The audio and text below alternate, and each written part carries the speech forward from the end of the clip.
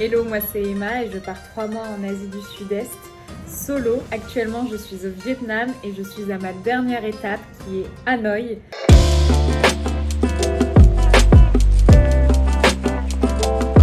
Je reste 3 jours et je fête aussi le nouvel an ici. Peut-être, je ne sais pas trop comment ça va se passer. En tout cas, Cat Ba était très calme, beaucoup de restaurants, hôtels avaient fermé. Là, je viens d'arriver, il y a quand même pas mal de monde, les restos ouverts. Donc on va voir les prochains jours, mais j'ai hâte. Franchement, je pense que je vais bien aimer cette ville. Et voilà le petit Airbnb. Une bonne salle de bain et une chambre bien confortable. Oh, c'est parfait pour la dernière étape au Vietnam. Du coup, on a le normal et celui à l'amande.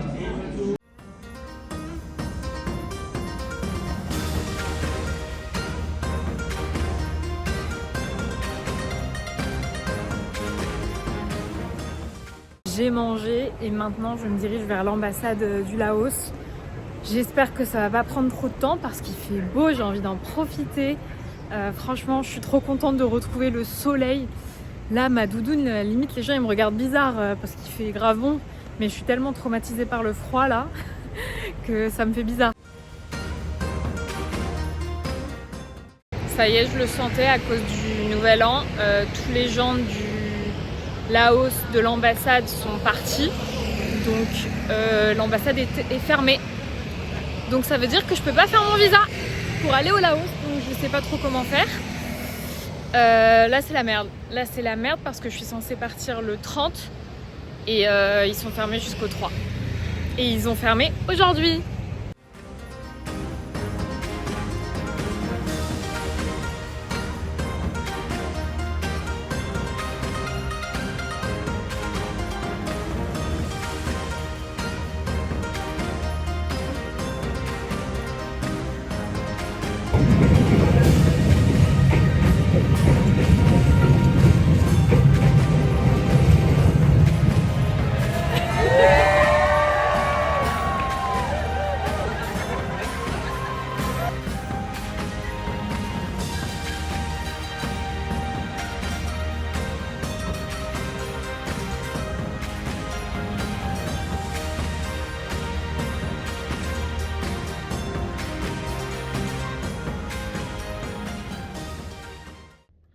Ça me déprime parce que déjà, cette histoire de visa, de deux, tous les gens que je rencontre, quand j'ai fait mes ongles, demain, ils ferment.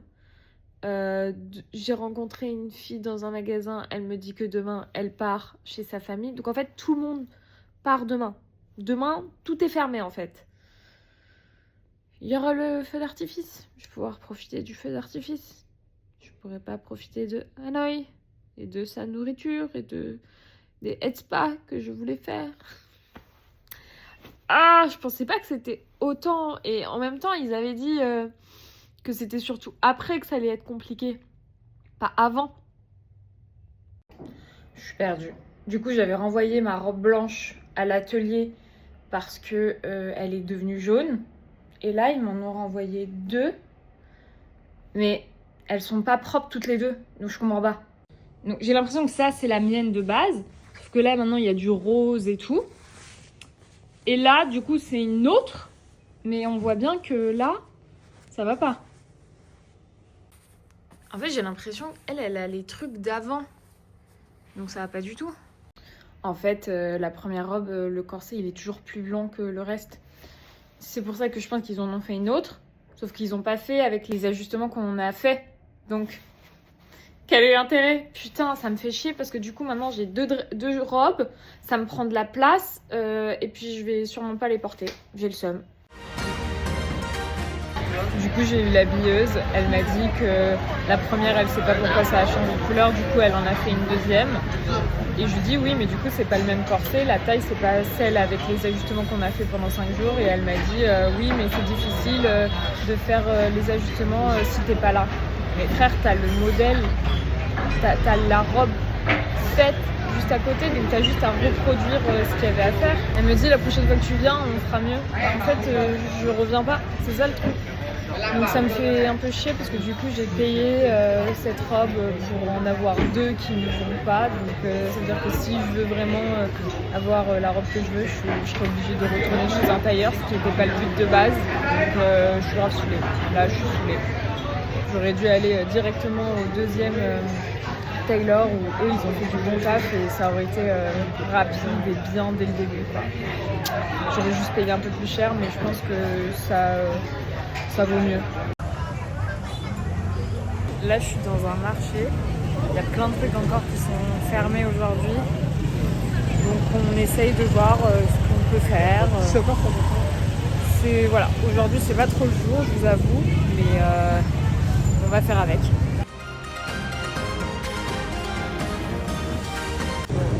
Là c'est des gâteaux en tête.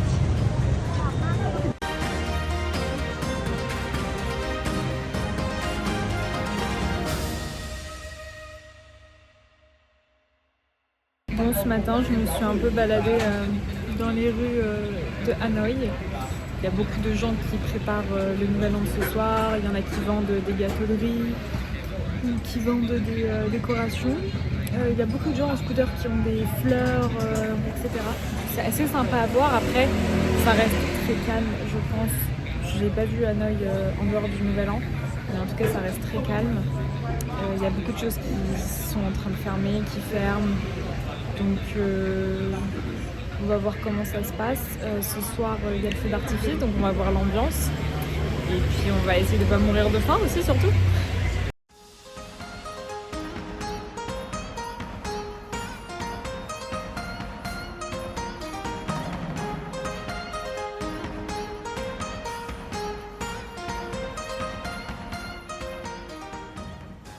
Il y a un truc qui me met extrêmement mal à l'aise, c'est quand un mec me parle et me complimente direct et ensuite engage la conversation.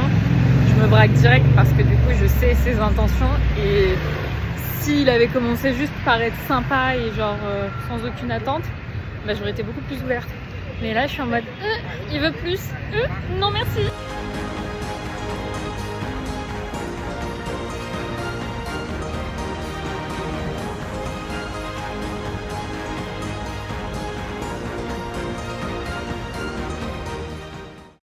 Près du lac et en fait il y a tous les Vietnamiens qui sont super bien habillés qui viennent prendre des photos, c'est magnifique, il y a grave de la vie, c'est ouf.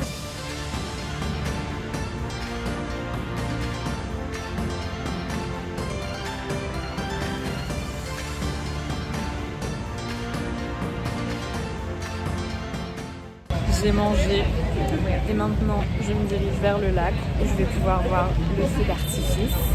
Ça va, c'est pas blindé comme à Ho Chi Minh, donc c'est plutôt agréable et en plus ils ont tout mis en piéton, donc il n'y a pas les scooters.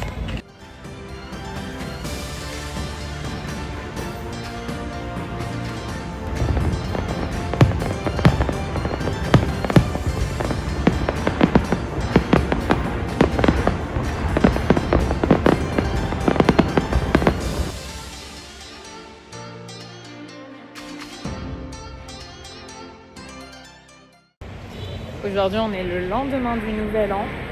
Je me suis réveillée tard parce que j'avais envie de me reposer et vu que je sais qu'il n'y a pas grand chose qui va être ouvert aujourd'hui, j'en ai profité pour chiller. Là je vais sortir, je vais voir un peu si les magasins et tout sont ouverts. Puis on va essayer d'aller voir s'il y a le temple de la littérature ouvert pour pouvoir visiter. Bah écoutez, dans ma rue en tout cas tout est ouvert. Enfin tout est ouvert, les restos et tout. De hier et avant-hier, les cafés sont ouverts, donc surprenant.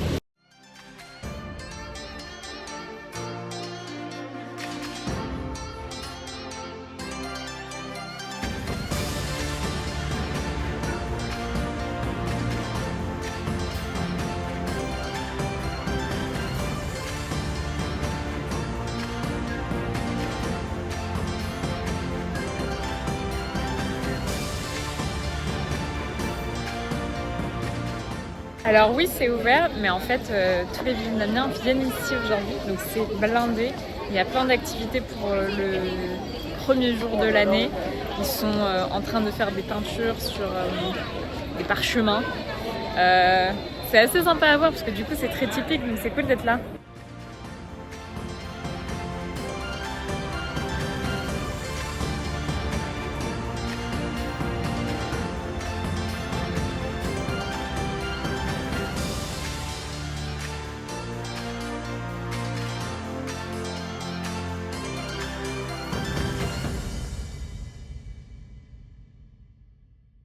Je suis maintenant au mausolée. Il y a encore énormément de monde. Finalement, les gens sortent aujourd'hui, même si la plupart des choses sont fermées. C'est très vivant.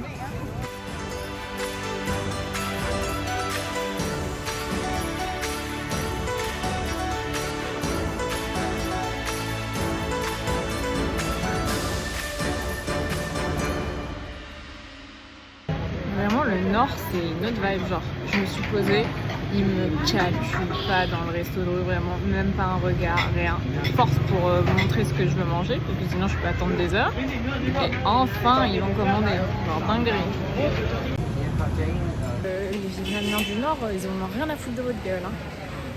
C'est à la limite de si on te considère, et je trouve pas ça très agréable, je vous avoue. Genre, j'ai vraiment l'impression d'être une petite vermine qui dérange tout le temps.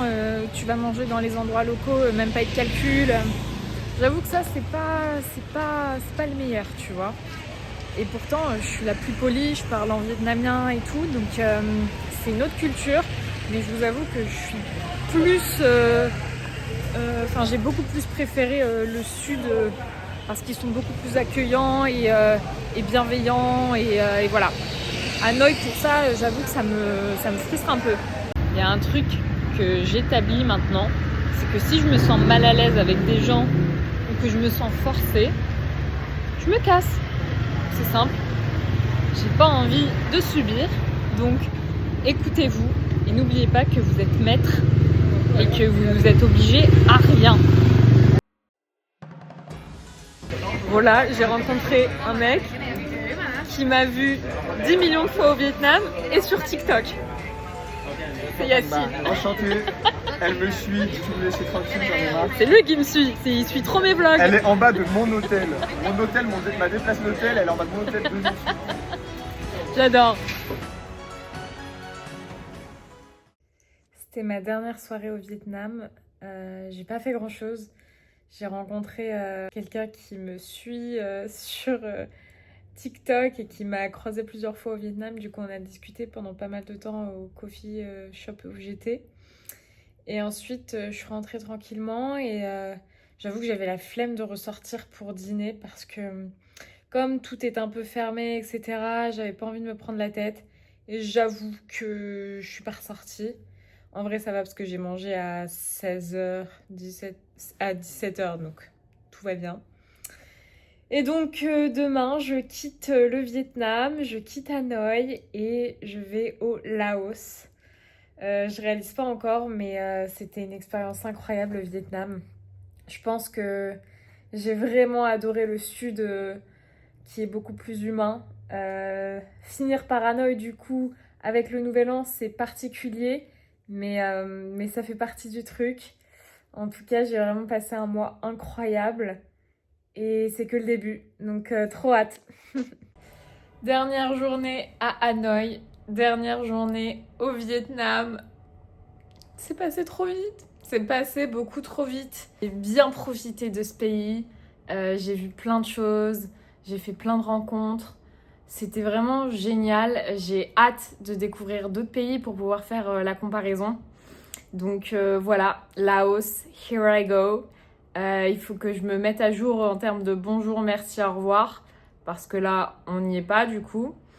Et puis voilà, là, je vais sortir manger un petit truc. Et puis ensuite, je vais devoir check out à midi. Il me restera genre 30 minutes pour pouvoir prendre un taxi et aller à l'aéroport. Non, mais là, c'est trop. Ma valise, elle fait 45 000 kilos. Ça va être compliqué là à l'aéroport. On va voir combien ma valise pèse, mais alors là, j'ai essayé de la porter déjà, c'est complicado. Ça va être... ouais. Ok, c'est parti. Putain. 14 kilos, putain.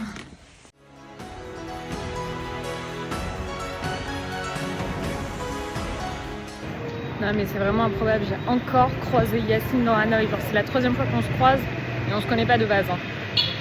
Donc c'est assez ouf. Genre si t'as pas envie de croiser ton ex, Hanoï c'est pas la bonne solution, tu sais.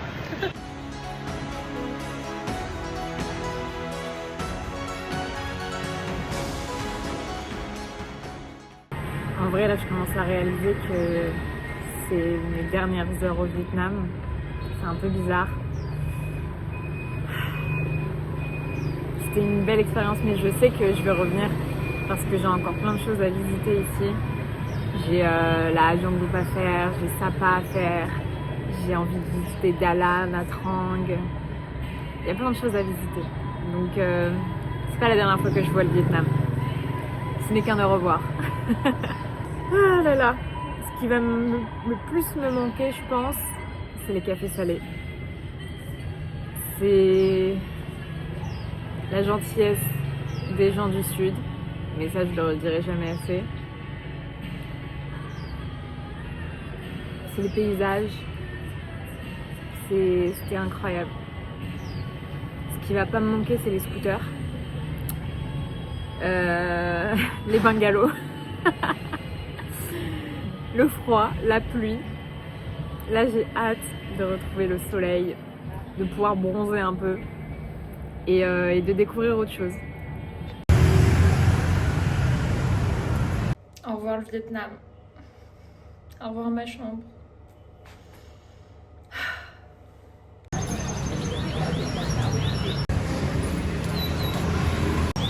Je suis retournée à mon endroit favori pour boire un dernier egg cacao que je n'ai pas goûté encore et un dernier café salé. Je commence à être un peu émotive, c'est compliqué. Pour que ça fasse 7 kilos, j'ai dû retirer toutes mes fringues. Dinguerie. Je suis passée, elle a voulu me prendre la valise pour la mettre en soute. Bah, j'ai dit non, je la prends avec moi. Et du coup, c'était 7,8 kg, elle m'a rien dit. Là, j'ai remis toutes mes fringues dedans. J'espère que ça va passer. On a dû s'asseoir sur ma valise pour la fermer, c'est bon pour vous. Écoutez, je suis passée avec plein de liquide. Genre, j'avais beaucoup trop. Et en plus, j'avais des trucs qui étaient plus grands que 100 ml. Ils en ont rien eu à battre. J'avais un gros pot d'aloe vera. C'est passé comme une lettre à la poste. J'adore. C'est quoi ce vol? Je vois, il y a un Popeye parce que j'ai pas pensé à prendre à manger. J'ai payé 19 €. Comment ça, 19 €? Ça va pas la tête ou quoi? Je suis en train de manger un burger à la crevette chez Popeye. Tuerie internationale. Faites ça à Paris s'il vous plaît. Je vais bientôt embarquer pour de nouvelles aventures et je pourrais dire que le Vietnam c'est incroyable, donc n'hésitez pas à y aller, franchement c'est fou. Pour moi, comme j'ai commencé par le sud, j'ai beaucoup plus préféré le sud, mais pas en termes de paysage, mais surtout en termes d'humanité, où c'était vraiment incroyable là-bas. Donc trop contente et reconnaissante d'avoir vécu tout ça. Maintenant, on va voir comment ça se passe au Laos. Je reste pas énormément de temps, mais on va voir comment ça se passe dans le nord. Et puis, on reviendra pour le sud. J'ai réussi à passer avec mes 15 kilos. 1000 kicks.